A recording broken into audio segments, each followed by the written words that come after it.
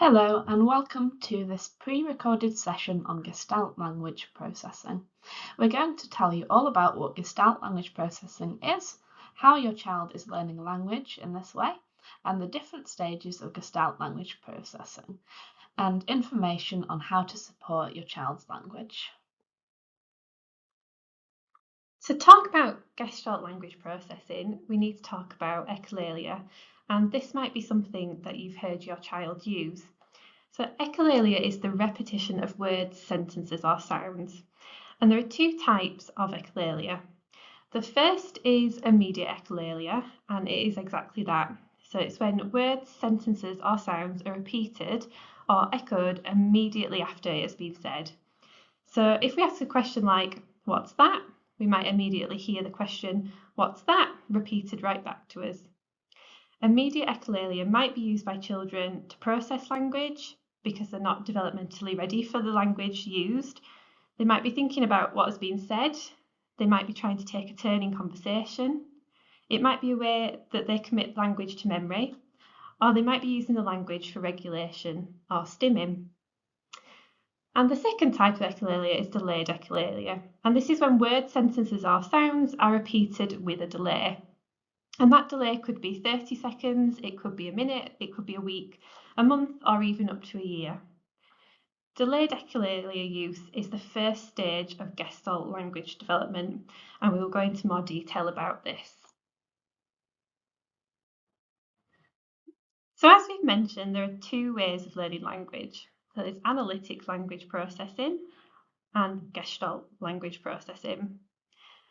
So children who are analytic language processors, which is shown on the left, first learn single words. Then they join these together into phrases, then sentences, and gradually increase in length and complexity. Gestalt language processors learn whole chunks of language. So these chunks can be called whole gestalts, delayed echolalia, or sometimes scripts. These chunks of language represent a whole unit of meaning. And over time, Gestalt language processors separate the chunks into smaller chunks, and this is known as mitigation. Eventually, they break the whole gestalts or chunks down into single words and then start forming them back into phrases and sentences. So because of this, analytic language processors are referred to as word babies and Gestalt language processors as intonation babies.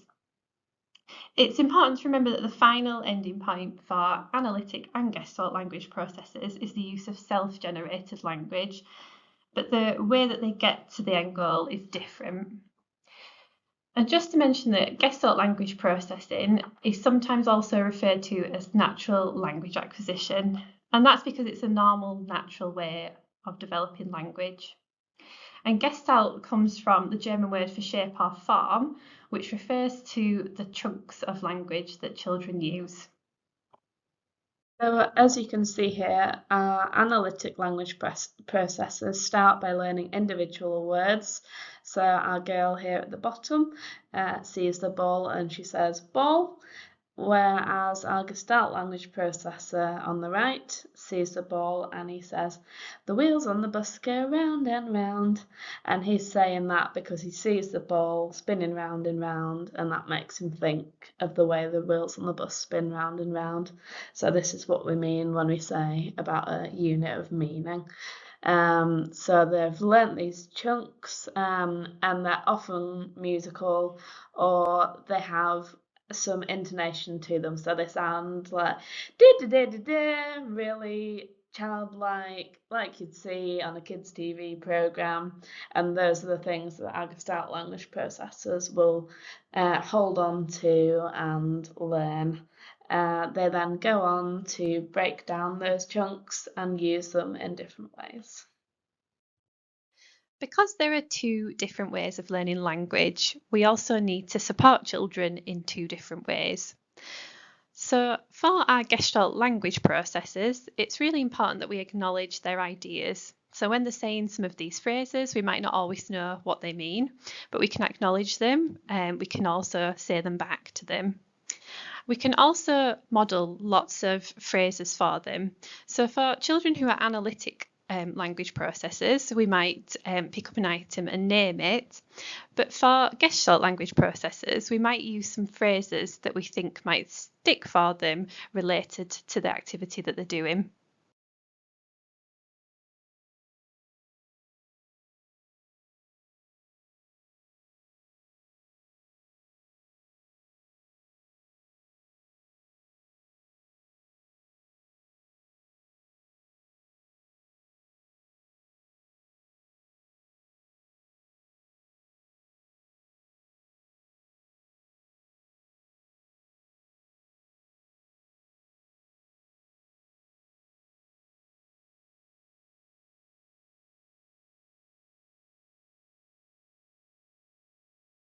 So here we have some examples of different phrases that might be gestalts for different children. In the middle, we have "and off to the park." This was a phrase which was originally from 101 Dalmatians. So he used to say it when he'd be looking in the wing mirror of cars, because he'd seen on 101 Dalmatians a character looks in the mirror and he says, "Round the Johnny Horner and off to the park." So he thought from this that this is what you do when you look in a car wing mirror. On the top left, we've got fish, which is a single word, but he'd use it to talk about anything that was floating in the water, not necessarily a fish. At the top, we've got what's various different sounds, and then in the middle is said clearly beach. This can sometimes happen when the child's copying a much longer phrase or even paragraphs. So here, when the child sees sand, he says this long phrase, and what can be understood from that is beach, because that's the main thing that he's trying to convey, but he's using this long gestalt to make that point. On the right, we've got tummy hurts. This child would say that whenever he was hungry, because he knows that people rub their stomach when they're hungry, and so he thought that this means their tummy hurts, so he'd say tummy hurts. In the bottom right, we've got "Where are you?" Which was a little boy looking for something. He used a phrase from TV, I think it was Bluey, where a character was looking for someone. So he said that when he was looking for his toy. On the bottom left, this child would sing "We wish you a Merry Christmas" whenever he saw flashing lights, because he'd linked flashing lights to the experience of Christmas time.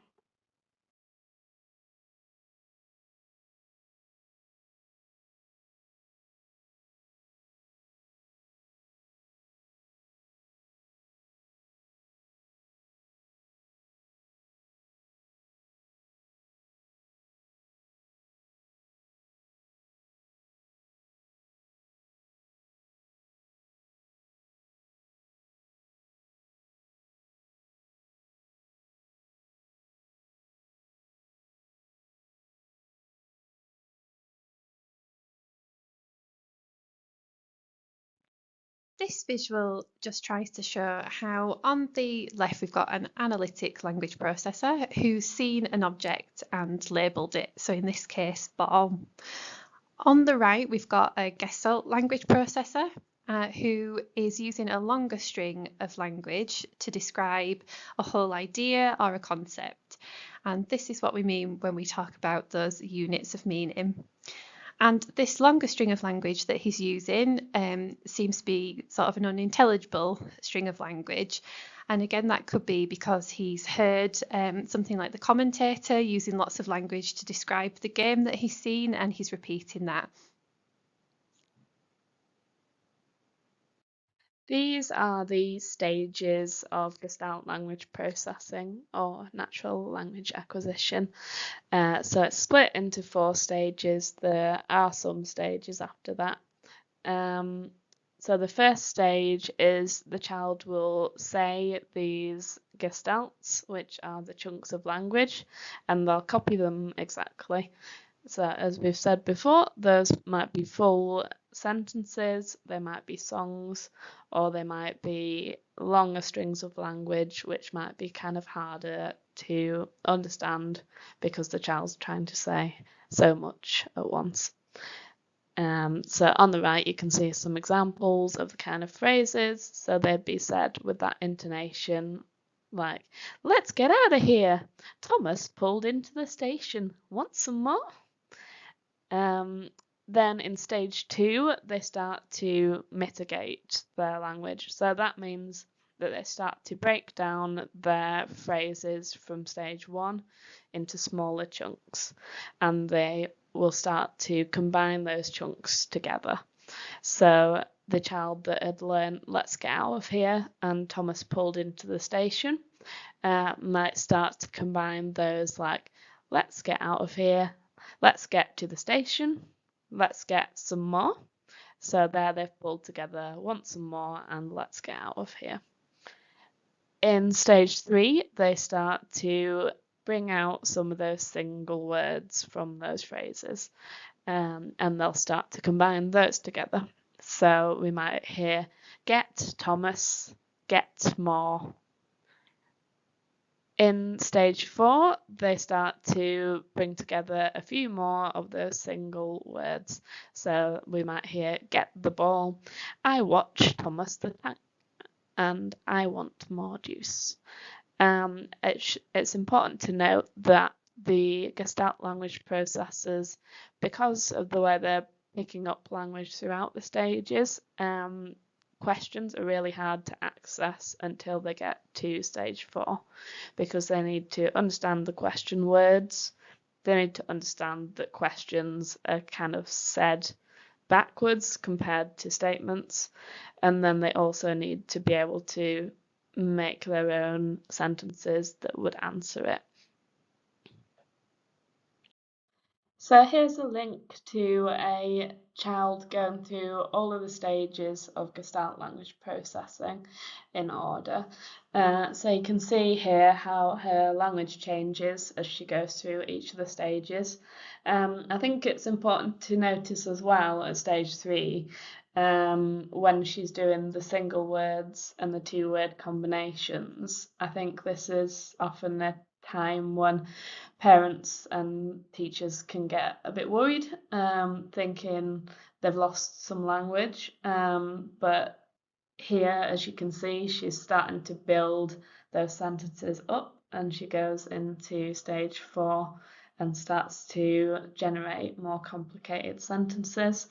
And as we've said, when she gets into stage 5 and from there on, she's got her own unique grammar, and she's put them together in complex sentences. Now let's have a look at signs that a child might be a Gestalt language processor. So they might use those longer strings of language or sounds, but we might not necessarily be able to pick out specific words within those. So sometimes that can sound a little bit like children are babbling. We used to refer to this as jargon, but we don't really use that term anymore because we know that the longer strings of language are meaningful to the child and they do communicate something to us. They might use delayed echolalia. So as we've mentioned previously, that's the first stage of Gestalt language processing. So that might be where they use learnt words, phrases, sentences, or even sometimes whole songs or whole scripts from films or programs.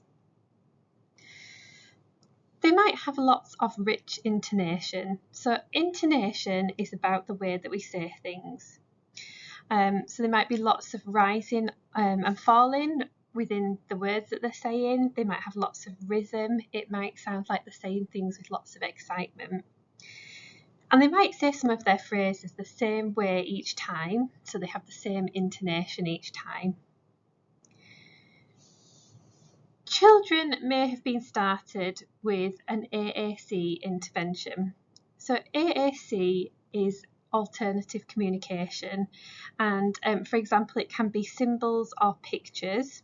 and it's often paper-based to start with, and some children who use AC do go on to have devices as well.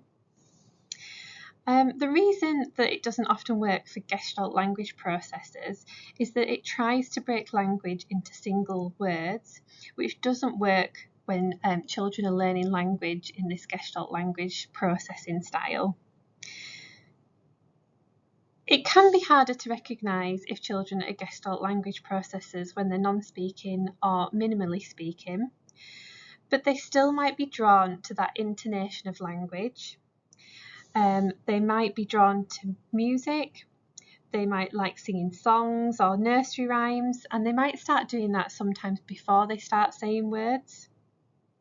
They also might enjoy doing things like replaying clips from their favourite videos, from films on YouTube. So some of our Gestalt language processors might also be Gestalt cognitive processors. So this means that they think in that way of whole chunks in terms of a lot of things that they're thinking about. So they might replay the clips of media and watch them over and over again. This is really helpful for their language development because they can learn those phrases and then use them at the right time. They also might have set routines because of the way they think of things as a whole. So, for example, one child I worked with, before going to snack time, they'd always walk a certain way around the nursery to the tap and then around before going to the table. She generalised that to every time they went to that table, she had to go around there and wash her hands as well. And they might be very good at doing a sequence of things, like matching up a set of items or solving a puzzle, and they'll do the puzzle pieces in the same order every time. So it might be hard to know about some things. For example, one child I worked with, they were asked to find all of the red objects, and the teacher had thought that they understood this, but actually they'd learned all of the objects and what order to put them in the basket, rather than understanding what red meant. They might repeat sequences of actions. So this is like how they repeat phrases or songs. They might repeat something that they've seen in play. So say they've seen where something's happened, where a balloon's flown away and it's really exciting. So every time that they get a balloon, they'll act out accidentally losing the balloon and oh no, it's flown away. And they might also act out things that they've seen on TV as well. So it might be, something that Peppa Pig likes to do, or it could be anything from a film that they love. And that might be without words if they're not speaking at the moment. They might be just doing the actions over and over. Okay, so here we've got an example of a child that I've worked with. So I first met him in reception, and he was very much that child that spoke in those very long strings of sounds, which you couldn't understand, but those strings of sounds had a lot of intonation to them, so they'd really go up and down and have a lot of emotion behind them. Within those strings of sounds, every now and then there'd be something that was clearer. So I think within that he'd say something like tree within the long strings of sounds. So it'd sound like tree. Then when he was in year 1, he started using lots of single words. That was mainly naming objects in the classroom and some shorter chunks of language. He didn't have any understanding of questions at that time. So assessment was completed through me observing his language and noting down a language sample. In year 2, he started combining these chunks together. So those would sound like look, miss, it's a cold and it's a pencil one. So as you can see, the it's a is part of one of the chunks that he's learnt, and he's used that for it's a cold to say that it's cold outside, and he's also used it's a pencil one as a way to ask should he use a pencil or a pen. At that point, he was starting to understand some questions, but most of the question and understanding would come later. So let's look at some of the ways that are likely to support all Gestalt language processes.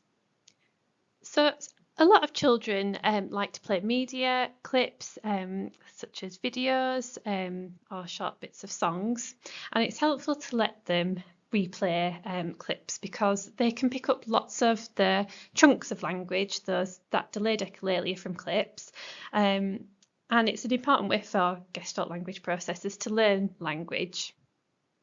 We can encourage children by responding to their phrases as part of a conversation. So even if phrases are unintelligible or you're not quite sure what they mean, we can respond to them in an excited way. We could repeat the phrases back to them using the same intonation if possible that the child has used. We could smile, we could nod, or we could sort of say, yeah, okay, and try and kind of talk back to them in an excited way to show them that we're acknowledging the communication that they've given us. It's really helpful to try and work out what children's gestalts mean. So as we've talked about before, they're often not literal. So if we think back to the example of the child who says tummy hurts when they're hungry, if we took that literally, we would always think that they were trying to tell us that something was hurting. So one of the ways that we can try and work out is to keep a bit of a record. So you can write down what a child has said, where you think it's from. Sometimes you'll have a good idea of where it's from if it's, for example, a film that they like to watch a lot of the time. Sometimes it takes a little bit more investigation work to work out where they've picked up the language from. And you can also have a go at trying to work out what the communication purpose behind the language is as well. So what do we think the child is trying to communicate to us? And even when a child has moved into later stages, they'll continue to copy new phrases to acquire more language.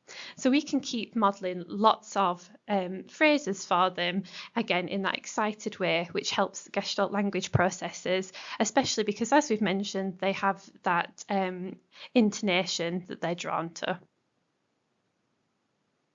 So here we have an example of what we might mean by a language sample. So we have what phrases we've seen, the meaning of the phrase, and where it's from. So this is just one that's kind of been partly completed. So all down the left you've got the phrases that we've heard the child say, then what we think they mean and where he's got them from. So this is something that we'd recommend you do for your child, and we'll be sending you a template for this. We've already talked about some general ways that we can help all Gestalt language processors, and now we're just going to go over things that are specific to stage 1. A reminder that stage 1 of Gestalt language processing is delayed echolalia. So when children are mainly using repeated words or phrases to communicate. In this stage, we want the child to have as many phrases as possible so that when they move to stage 2, where they start breaking them apart, they have lots of language to work with. And one of the key things we can do to help children in stage 1 is to model lots and lots of phrases. I remember that that Gestalt language processors tend to be drawn to that excited way of talking with lots of intonation or almost in a sing-song type of way of talking. So for example, if a child was playing in a sandpit, we could say things like, "Whoa, there's a lot of sand," or "Let's build a castle." When we're modelling phrases, it's okay to say these from the child's or both of your perspective. So for example, for that same one, if a child was playing in a sandpit and they turned out some sand from a bucket, you could say something like, I did it, I built it. Avoid asking children to say things. So for example, we want to avoid trying to get them to label objects by saying, holding up a bucket and saying, say bucket. We know that this isn't the way that gestalt language processors learn language. We've also previously mentioned when talking about the stages of gestalt language processing that these children often can't understand or respond to questions until later stages, usually stage 4. So we need to try and reduce the amount of questions that we use and make comments instead. So for example, instead of holding up a bucket and saying, what's this? You could just say, it's a bucket. We've put a link here to a really nice resource on how to get started with modelling phrases and also how to use words that will be helpful as sentence starters in later stages. And that's by a speech and language therapist called Kate Cummins. So I really recommend that you click the link and just have a watch of a short video with a bit more information about this stage and how to support it. At stage 2, the child is beginning to break down their phrases from stage 1 into smaller chunks and combine these into other sentences or phrases. So the goal here is for the child to break down their phrases and combine them. Modelling at this stage can be harder than at stage 1 because it means the adult has to think about what the child is already saying and how you could put these phrases together to make something new. An example of this would be the child who says, let's get out of here, and Thomas pulled into the station. When they're walking to the train station or playing with a toy train that's pulling into the station, their parent or teacher could practice saying a new sentence. Let's get to the station. Another way you can do this is to modify what the child has just said. For example, if they always say, it's so soft about sand, and you know they've used the word pretty about something else, you could say, it's so pretty. Or if they say, let's take them away, you could say, teacher, take them away. So here we have some videos on how to do modifications for stage 2, for bath time and toilet time. In the video, it includes what the child is currently saying, the stage 1 gestalt, and then suggestions on how you could modify this to give your child new language. It recommends splitting the phrase in half and using half of the phrase and then adding a new part, either at the beginning or the end. For example, if at bath time they already say, it's bath time, you could start saying, it's so bubbly, it's a bubble bath. At stage 3, Gestalt language processors have got to the point where they're beginning to pull out single words. So they're breaking single words out of those phrases, those whole gestalts that they had previously used in whole chunks. They'd taken them down into smaller chunks and now they're using them in single words. So what we want to try and aim for in this stage is for the child to then start putting those single words that they've managed to free away from the chunks of language together to kind of form 2 word combinations. So when we've put noun and noun here, so nouns are objects, peoples, or places. So that might be something like teddy bed to show where teddy is. Or noun and an adjective, so adjectives are describing words. It could be something like teddy small. And what we can do to support gestalt language processes in this stage is to again model, so show them how they can use the single words that they have isolated from those phrases and put them together. So we want to be modelling lots of different ways. And again, it's really helpful if you've got a record of the words that they have begun to say are single words, so you know which ones to model putting together. And at this point, word order and grammar are not as relevant. that becomes something that Gestalt language processors are able to use in later stages. So for now, we just want to work on combining words. So for example, when I say, Teddy Brown, we might think, well, it should really be the teddy is brown, but we're not focusing on grammar as much as just getting those two words together. And finally, just a quick note that at this stage, it often sounds like children are using less language, which can be worrying for parents. But if we think back to that video that we looked at, that girl that moved all the way through the different stages, when she got to stage 3, it did sound like she was using slightly less, but it's still a step forward because children have got to that point where the single words are finally free and they can start putting things together on their own. So that's what we call self-generated language. There are just a couple of links here that you can follow to look at some more examples of children in stage 3 of Gestalt language processing. At stage 4, the child is starting to use individual words they've learnt from their original gestalts to make new sentences. At this stage, because they have understanding of words as individual units, they may start to be able to answer questions. They can now understand what we mean by question words like who, where, what, and they can start to understand the sentence structure of a question. At this stage, the goal moves to specific grammatical targets. These targets will be selected through assessment with a speech and language therapist. For example, understanding question words, problem solving, understanding a story, pronouns like he or she, or higher level thinking skills. For the next steps, we recommend that you complete a language record for your child. So that's the document we've talked about where you write down what your child has said, the situation where they said the language, and what you think they were trying to communicate with the language, and if you know it, where you think they've picked up that language from. So for example, from their favourite film. We will send you a document that you can complete the language record on. We also recommend that you look at the resource by Kate Cummins if you'd like more information on modelling phrases, and start trialling the strategies that we've suggested in the previous slides. If you do require more support, please contact your allocated therapist. But if you're not sure who to contact, the details for our admin team are on this slide.